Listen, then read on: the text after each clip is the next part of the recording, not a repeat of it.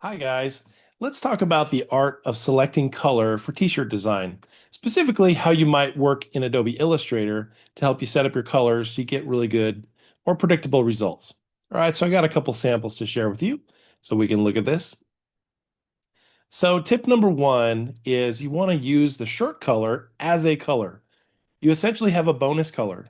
So if you're planning on printing on a white t-shirt, or in this case, a black t-shirt, that color of the shirt acts like an extra color. So in your artwork, you want to prepare it in a way that allows you to take advantage of that. So if you look at this sample here of the tiger, white is probably the most common print, right? So all of the areas of the tiger's face and all of that around the edges is the white of the t-shirt showing through. And that's pretty typical.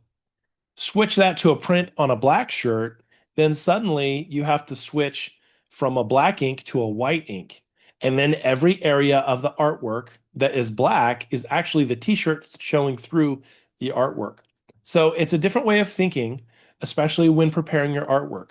You really got to plan ahead. And so that's why think about the shirt color you ultimately are going to print on, and that's going to help you prepare your artwork so you make room for and make space for that color on your design. All right, let's go to number two. The next tip is you should limit your color. That basically means that if you can get away with one color, use just one color on a t-shirt design. If you can get away with two colors, three colors, and so on, that really makes your design work the best. Uh, there are a few reasons for that. Practical reasons are when you're doing a t-shirt, well, it's a lot of work to create different screens. And so each color counts as a screen. That means you have to prepare your artwork, separate that artwork into the separate ink colors, and then make an entirely new screen. And when you print or have it printed, it adds to the production process and the expense. Also, just in general, logos, t-shirt designs, really, high-end graphics really are best with limited color. So on average, I would say use two colors for your t-shirt designs, three when necessary, and that's really going to sell and make the best use of your artwork. It's going to exist like a nice logo, but it's also going to have that punch of a good color scheme. And so you want to try that out when working on your artwork. So plan ahead. And another part related to that is if you have two colors that are really close together, why? Why would you use two really close together colors? Use colors that are high contrast from each other when selecting those colors. Speaking of high contrast and color harmony, it's a really good idea to use swatches or colors that are meant to go together, that are coordinated. So that means use complementary colors. That means use high contrast colors. That means using monochromatic color or analogous color. In other words, get to know and be familiar with the color wheel and learn those color harmony relationships and use Adobe Illustrator to help you plan that out. For example, there is something called the color guide that will help you look through those colors and pick swatches that are meant to be with each other. Another way to do it, if you're working backwards, is you probably already know the colors that exist for your screen printing setup. In other words, they're usually limited, kind of like paint colors at a paint store. Ink colors for t-shirt printing are fairly limited, so you might have a couple dozen to choose from. And so if you get those swatches ahead of time, you can kind of plan ahead and think about which colors go best together. Custom color can be a challenge, but they do give you really pretty results. So again, using that two or three color limit, pick the best colors that go together. So an example of complementary might be like this one. It's kind of a tinted complementary color scheme where you have kind of orangish, bluish, greenish colors against each other.